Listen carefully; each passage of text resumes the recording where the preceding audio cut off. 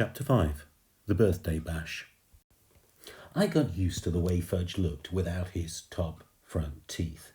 He looked like a very small first grader. Dr. Brown, our dentist, said he'd have to wait until he was 6 or 7 to get his grown-up teeth. I started calling him Fang because when he smiles, all you can see are the top 2 side teeth next to the big space. So it looks like he has fangs. My mother didn't like it.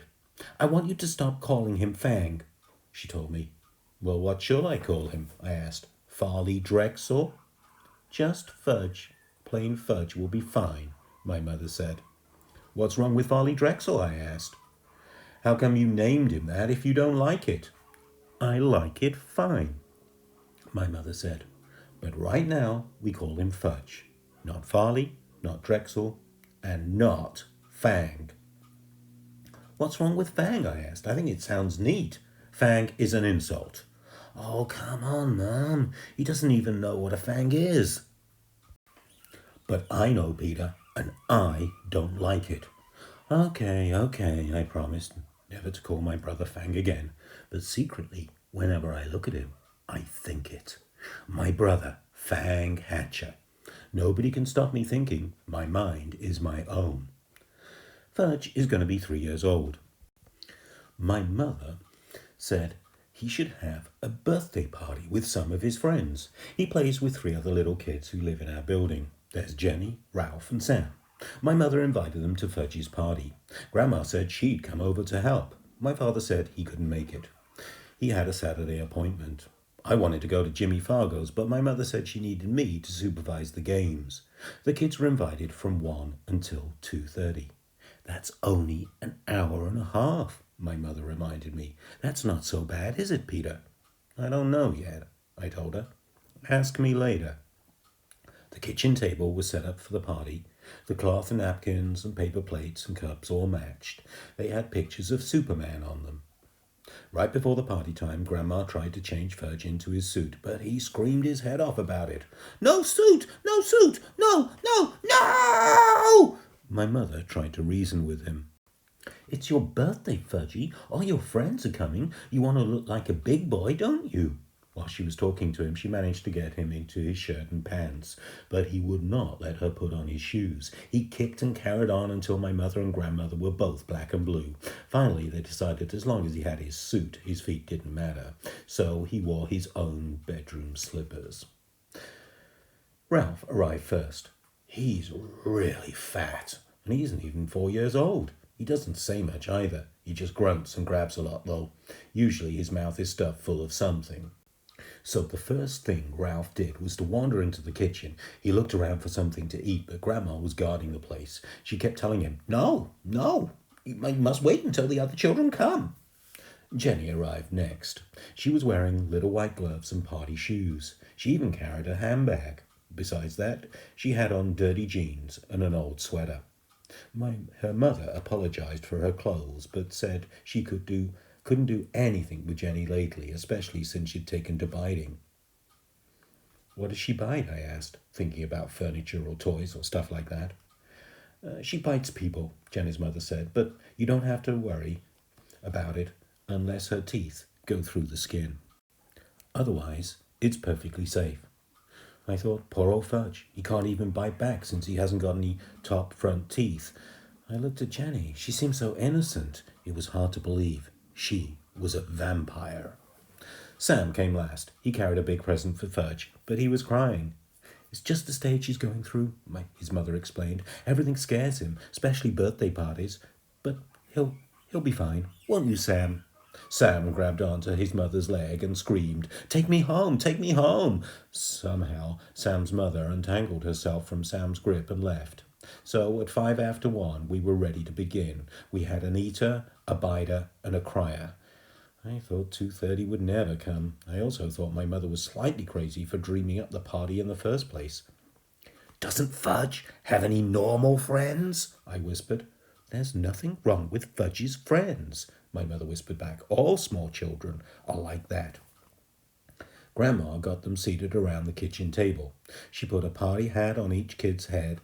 Sam screamed, "Get it off! Get it off!" But the others wore their hats and didn't complain. My mother snapped a picture of them with her new camera. Then Grandma turned off the lights. And my mother lit the candles on Fudge's cake. It had chocolate frosting and big yellow roses. I led the singing of "Happy Birthday." My mother carried the cake across the kitchen to the party table and set it down in front of Fudge. Sam cried, "Too dark! Too dark!" So Grandma had to turn on the kitchen lights before Fudge blew out his candles. When he had finished blowing, he reached out and grabbed a rose off the cake. He shoved it into his mouth. "Oh, Fudge," my mother said, "look what you did." But Grandma said, "It's his birthday. He can do whatever he wants." So Fudge reached over and grabbed a second rose. I guess Fat Ralph couldn't stand seeing Fudge eat those two roses, yellow roses, because he grabbed one too, and by that time the cake looked pretty messy. My mother finally came to her senses, took the cake away and sliced it up.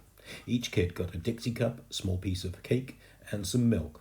But Jenny hollered, "Where's my rose? Want one too," because her slice of birthday cake didn't have one.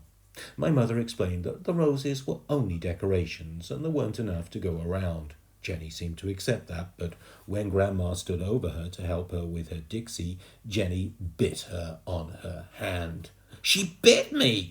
Grandma cried. "Did it break the skin?" my mother asked. "No, I don't think so," Grandma said, checking. "Good, then there's nothing to worry about," my mother told her.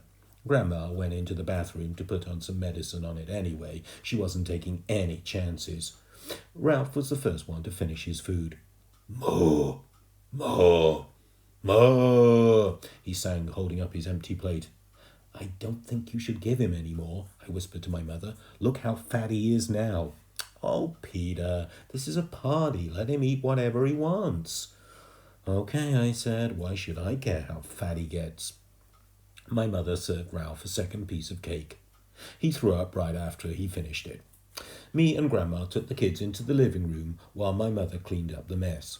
Grandma told Fudge he could open his presents while his friends watched. Jenny bought him a musical jack-in-the-box. When you turn the handle around, it plays "Pop Goes the Weasel."